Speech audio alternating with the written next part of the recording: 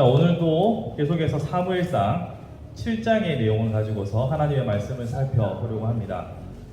저번 시간에 이스라엘과 가장 큰 대척점을 이루고 있는 대결 구도 혹은 가장 괴롭히는 핵심 인물로 블레셋이라는 나라에 대해서 제가 말씀을 드렸다 그랬죠. 이 블레셋이 법궤가 돌아가는 과정을 통하여서 하나님의 존재, 하나님에 대한 막연한 두려움을 가지게 되었습니다. 그들의 신들이 넘어가고 막 온갖 전염병들이 발생하고 이런 상황들 속에서 두려움이라는 것이 일말 생겼다라고 할 수 있습니다. 그럼에도 불구하고 그들이 이스라엘을 괴롭히고 이스라엘을 힘들게 한다는 사실에는 변화가 없습니다. 우리가 기대하기에는 블레셋이 이런 매운맛을 봤으면 그들의 신들이 무너지고 전염병이 돌고 했으면 이스라엘을 좀 그만 괴롭힐 법도 합니다. 무섭잖아요. 매운맛을 봤으니까. 그런데 멈추지 않습니다. 이거 우리가 생각하기에는 어지간히 뒤고 나면 안 할 법도 한데 한단 말이죠. 그런데 이렇게 우리 생각에서 이쯤 하면 그만하지 싶은데 여전히 계속하는 사람들이 또 있습니다. 그것은 뭐냐면 이스라엘 백성들이 하나님 앞에 범죄하는 모습들이죠. 이스라엘 백성들이 하나님 앞에 범죄하는 모습들은 크게 막 여러 가지 다양한 모습으로 나타나지 않습니다.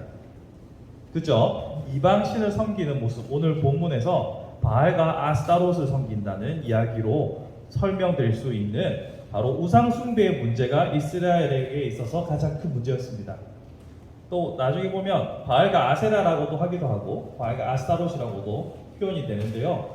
이 이방신을 섬기는 죄를 계속해서 범합니다. 그렇게 해서 하나님 앞에 혼나고 징계를 받고 또 하나님께 회개하고 다시 돌아와가지고는 하나님 잘 살아보겠습니다. 제대로 하겠습니다. 모든 그 신들의 재단을 다 없애놓고 나서는 다시 또 똑같은 죄를 짓고 그것이 사사기에서 연속적으로 반복되고 나타나는 내용이죠. 이 이야기는 여러분 유튜브에 제가 성경 공부 이야기에 제가 첫 번째로 넣어놨습니다. 그 바른교회 성경 공부 0번 강의에 들어가 있어요. 이런 반복되는 패턴이 블레셋에서도 나타나고 이스라엘에서도 나타납니다. 자, 그러면 우리는 인간들의 반복되는 인간사에서 반복되는 이 패턴들 속에서 무엇이 문제고 우리가 어떤 부분 때문에 반복하여 넘어지는지에 대해서 한번 생각을 해볼 필요가 있어요. 우리 여기 있는 친구들도 부모님 말씀에 마음속으로 내가 엄마 아빠 말은 진짜 죽어도 듣기 싫어. 내가 엄마 아빠 말 안 들어서 괴롭혀 줄 거야. 이렇게 마음 가지는 친구들은 없을 거예요. 그런 것 같은데? 아니야, 그러면 안 돼요. 엄마 아빠를 괴롭히려고 엄마 아빠를 속상하게 하려고 내가 말을 작정하고 안 듣는 게 아니라 하다 보니까 저번에 혼났음에도 불구하고 저번에 그렇게 하면 너 다시는 안 볼 거야, 너 집에 쫓아낼 거야 이런 말을 들었음에도 불구하고 또 죄를 반복하게 된다는 거죠. 이 말은 우리는 언제나 같은 유혹에 똑같이 넘어질 수 있는 위험성을 가지고 있는 사람들이라는 것을 설명해 주는 중요한 단서입니다. 자, 여기서 또 한 가지 생각해 볼 것은 우리의 생활과 지금 밀착형이라는 사실에 대해서 한번 생각해 볼 필요가 있어요. 지금 이스라엘이 바알과 아세라를 섬기는 우상 숭배는 우리랑은 아주 별개의 일, 상관없는 일처럼 생각할 수도 있지만 제가 앞에서 예를 들어 설명했던 것처럼 부모와 자식의 관계에서 계속 실망감이 쌓이는 것처럼 이스라엘 백성이 또 블레셋이 잘못된 길을 반복하는 것은 뭐 특별한 이유 때문이 아니라 일상 속에서 아주 밀접한 문제이기 때문이에요. 이게 왠지 한번 설명을 드려볼게요. 먼저 이스라엘을 한번 살펴봅시다. 이스라엘은요 원래는 양치는 사람들이었어요. 이스라엘 족보를 쭉 타고 올라가 보면요 맨 처음에 아브라함과 이삭과 야곱의 하나님 이거 많이 들어보셨죠? 아브라함과 이삭과 야곱은 뭐 목축업을 하는 사람들이었어요. 그런데 이 오래 목축업의 역사를 뒤로 한 채로 가나안 땅에 들어오고 나서부터는 농경 문화로 바뀌었어요. 갑자기 업종을 바꾸면 참 어렵죠. 내가 안 하던 거 하려고 하면 도움도 많이 필요하고 또 많이 물어보게 되고, 내가 딴 사람이 오래 농사를 지어오던 사람보다 훨씬 더 많은 일손이 필요할 수도 있어요. 한 농사를 20년 지은 30년 지은 사람이 혼자서 할 일을 나 혼자서는 못하고 여러 사람이 필요할 수도 있잖아요. 환경이 바뀌니까 이스라엘은 도움이 필요했어요. 그래서 원래 그 땅에 사는 원주민들의 도움을 받았죠. 그런데 그 사람들의 노동력만 받은 게 아니라 농사를 지을 때는 기후도 중요하고 때도 중요하고, 그래서 우리 음력을 중요하게 했던 건 농사 지을 때 그 때와 시기를 맞추기 위함이죠. 이스라엘 원주민들의 그 문화를 받아들였어요. 근데 그 문화 속에 바알과 아세라가 있어요. 바알은 하늘의 신, 아세라는 땅의 신. 농사의 가장 핵심적인 비와 관련된 신들이 문화 속에 녹아 있었어요. 그러니까 이스라엘 백성들이 작정하고 일탈을 한 게 아니라 일상 속에서 그들이 넘어진 거예요. 이러면 안 되는데 싶어도 일상 속에서 이게 필요하지 않나? 나는 이게 좋은 것 같은데? 이런 유혹들로 넘어지는 거예요. 이것은 아까 제가 부모와 자식 간의 관계도 마찬가지예요. 이러면 분명히 엄마가 싫어하는 거 알겠는데 말 안 듣죠. 이러면 아빠가 분명히 화내실 텐데 모르진 않지만 그 순간에는 안 보이는 거예요. 블레셋도 마찬가지입니다. 블레셋은 바닷가에 살아가지고 곡창지대가 없어요. 그러니까 약탈해서 음식을 뺏어 먹어야 먹고 사는 거예요. 왜구가 옛날에 우리나라를 침범했던 것처럼 얘들도 이러면 저쪽 나라의 신 야훼한테 우리가 또 홍군형이 날 텐데 싶어도 목구멍이 포도청인지라 한복되는 겁니다. 두 가지 패턴에서 우리가 주목하는 것은, 죄는 아주 특별한 어떤 우리의 각오와 결심으로 죄를 짓는 것이 아니라 일상과 밀접하게 많은 유혹들이 도사리고 있다는 이야기입니다.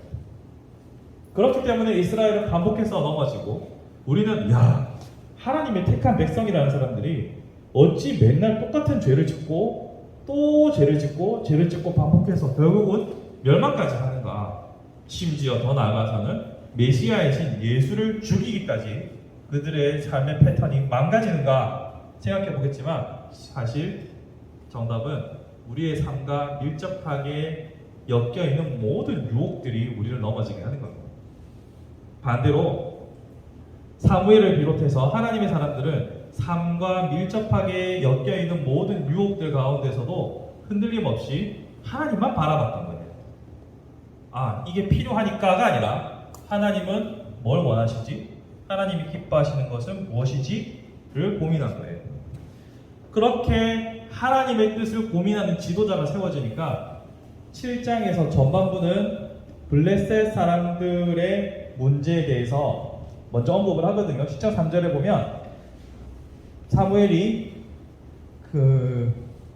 마음을 여호와께로 향하여 그만을 섬기라. 그리하면 블레셋 사람의 손에서 건져내시리라. 문제가 블레셋 사람들이고, 블레셋 사람들이라는 문제를 해결하는 핵심 키워드로 하나님만을 섬기라라고 말하잖아요. 그렇게 지도자가 바르게 인도하니까 7장 후반부에는 하나님께서 블레셋을 크게 쳐서 이기게 만드는 역사를 7장 안에서 보여주고 계시는 거예요. 그러니까 정리하면 죄의 일상 가운데서 특별한 문제가 아니라 아주 작은 삶에 연결되어 있는, 먹고 사는 문제들과 연결되어 있는 많은 죄들로 인해서 블레셋이라는 어려움을 만나게 된 거고, 그 죄의 문제를 해결했을 때 블레셋을 극복하는 장면이 이 7장에서 나타나고 있는 겁니다. 그러니까 우리는 우리의 삶에서 다가오는 많은 어려움과 문제들에 대하여서 때로는 죄의 결과가 아닐 수도 있지만, 내가 일상에서 무너지고 실패하고 하나님의 뜻을 거스르는 것들은 무엇인지 발견하는 것이 중요합니다. 자, 그러면 어떻게 우리의 죄를 발견하느냐가 이제 숙제가 되겠죠. 우리 일상에 넘쳐나는 죄들을 어떻게 발견하느냐. 성경책을 한 장만 넘겨보시면 사무엘상 3장 후반부에 이렇게 말합니다. 3장 21절, 여호와께서 실로에서 다시 나타나시되 여호와께서 실로에서 여호와의 말씀으로 사무엘에게 자기를 나타내시니라. 사무엘의 말이 온 이스라엘에 전파되니라. 지금 이스라엘 안에 영적인 분위기가 바뀌고 있었어요. 그래서 어떻게 하면 이 문제를 해결합니까? 라고 했을 때 사무엘이 너희는 버리고 여호와만 섬기고 돌이키라. 회개를 촉구하죠. 그러니까 회개를 합니다. 그렇게 해서 블레셋은 물리쳐요. 이 과정을 보면 첫 번째 단추는 여호와의 말씀이 그 지도자의 입을 통하여서 그들에게 전파됐어요. 그렇게 말씀이 떨어지는 순간부터 변화가 시작되고 변화의 분위기가 감지되는 겁니다. 그러니까 우리는 단순히 생각, 노력으로 변화가 시작된다고 생각하지만 그런 게 아니라 하나님의 말씀이 우리의 삶의 중심에 떨어져서 그 파장이 우리의 삶의 곳곳에 영향을 미치기 시작하는 순간부터 우리는 회개라는 궁극적인 목표를 향하여서 변화되기 시작하는 거예요. 그렇게 회개하고 말씀 앞에서 자신을 세울 때 우리는 죄로부터 비로소 떠날 수 있는 거예요. 우리가 죄를 안 지어야지 하면은 그 횟수만큼 그 죄를 더 생각하니까 더 죄를 짓는 거예요. 내가 삥땅 안 차야지, 돈 안 떼먹어야지, 나는 돈 정직하게 해야지 하면 할수록 돈 생각이 더 많이 나서 돈의 유혹이 왔을 때 넘어지는 거예요. 그런데 하나님의 은혜의 빛을 비침을 받고 나면 그쪽으로 별로 관심이 안 가는 거죠. 생각이 안 가는 거죠. 그러니까 말씀이 우리 안에 떨어져서 우리 가슴에서부터 파장이 퍼져나가서 그 말씀이 우리의 삶을 주도하게 되면 우리의 삶이 바뀌는 거예요. 제가 늘 자주 쓰는 표현이 있습니다. 앞으로도 여러분 자주 듣게 되실 거예요. 이런 얘기할 때마다 목사님 또 저 얘기한다 하지 마시고, 우리가 어둠이라는 것을 아무리 밀어내고 닦아내고 광을 낸다고 해서 어둠이 사라지지 않습니다. 왜냐하면 어둠이라는 것은 빛의 부재인 상태이기 때문이죠. 어둠을 없애려면 빛이 비치기만 하면 어둠은 사라집니다. 죄의 문제도 이렇게 보시면 아주 간단합니다. 내가 어둠이라는 이 죄의 문제를 내가 이 어둠을 물리쳐야지, 어둠을 없애야지, 닦아야지, 깨끗하게 해야지, 그런다고 없어지나요? 이것은 빛이라는 존재의 부재니까 빛이 부재하지 않고 존재하게 하면 됩니다. 즉 빛이신 예수 그리스도, 말씀이신 예수 그리스도가 내 안에 들어오시면 빛이 저절로 밝게 하는 거예요. 그렇기 때문에 말씀을 가까이 하셔야 하고 말씀을 알기에 애를 써야 해요. 근데 이렇게 말하는 것도 사실 식상하죠. 말씀을 가까이 해야 합니다. 여러분이 접하는 모든 말씀에 대한 메시지들, 설교들 혹은 성경 공부든 뭐든 접하시는 횟수도 중요하지만 일단 그걸 접하시고 나면 그걸 가지고서 고민하셔야 돼요. 많이 고민하십시오.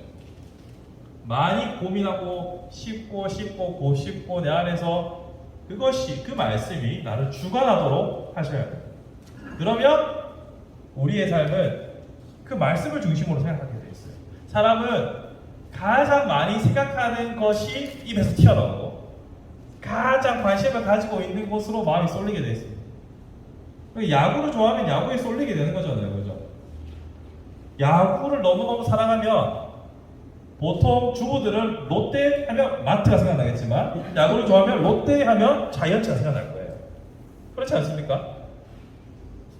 SSG 신세계 하면 백화점이 생각나겠지만 보통의 사람들은, 야구를 좋아하는 사람들은 SSG 야구단이 추신수가 생각이 날 거란 말이에요. 우리가 마음속에 뭐를 고민하고 뭐를 첫 번째로 끊임없이 염두에 두고 살아가는가, 이것을 고민할 때 우리는 일상에서 반복되는 죄로부터 떠나가고 하나님을 중심으로 다른 삶을 살아갈 수 있다고 생각합니다. 사랑하는 성도 여러분, 이스라엘 백성도 블레셋도 하나님께서 어느 정도 일정량 손을 대셨음에도 불구하고 삶에서 반복되는 문제들을 해결하지 못하는 것은 하나님을 중심으로 그 말씀이 혹은 하나님의 빛이 충분히 비춰지지 못했기 때문입니다. 여러분의 일상 가운데서, 여러분의 삶 가운데서 하나님의 말씀이 날마다 여러분의 마음을 강하게 비추어서 여러분의 모든 삶의 영역에서 하나님을 중심으로 모든 생각들과 계획과 사고 방식들이 재정립될 수 있다면 여러분들은 사무엘의 해로 접어들 거라 생각합니다. 그렇지 못한다면 여전히 여러분들은 개인적인 사사 시대에 머물러 있을지도 모르겠습니다. 여러분의 삶 가운데서 말씀이 여러분의 삶을 지배하여 사무엘의 시대로 여러분의 삶을 변모시켜 나갈 수 있기를 간절히 소망합니다.